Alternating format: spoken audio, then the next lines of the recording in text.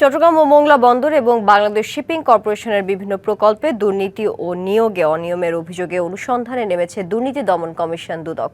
এজন্য সংস্থাটির উপপরিচালক নাজমুত ছায়াদাতকে প্রধান করে 4টি কমিটি গঠন করা হয়েছে।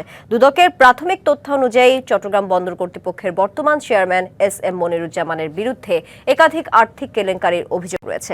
বিশেষ করে তিনি যখন শিপিং কর্পোরেশনের এমডি ছিলেন তখন 2,486 কোটি টাকা ব্যয়ে 6টি জাহাজ কেনার সিদ্ধান্ত হলেও শেষ পর্যন্ত কেনা হয় মাত্র 4টি। এর ফলে প্রকল্পে প্রায় 486 কোটি টাকার আর্থিক অসঙ্গতি পাওয়া গেছে বলে প্রতিবেদনে উল্লেখ করা হয়েছে।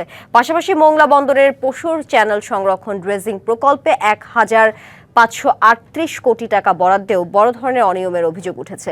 এসব অভিযোগ খতিয়ে দেখতে সংশ্লিষ্ট দপ্তরগুলো থেকে নথিপত্র তলব সহ প্রয়োজনীয় আইনি পদক্ষেপ নিচ্ছে দুদকের অনুসন্ধানকারী দল।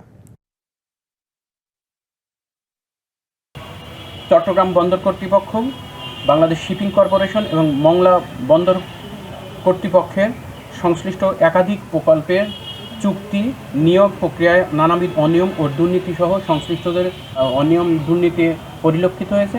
তার প্রেক্ষিতে দুর্নীতি দমন কমিশন অনুসন্ধান কার্যক্রম শুরু করে। নগদ নিয়ে এলো হার নামানা হার অফার। সর্বনিম্ন 10,000 টাকা রেমিটেন্স নগদে পাঠালে থাকছে স্বর্ণের হার জেতার সুযোগ।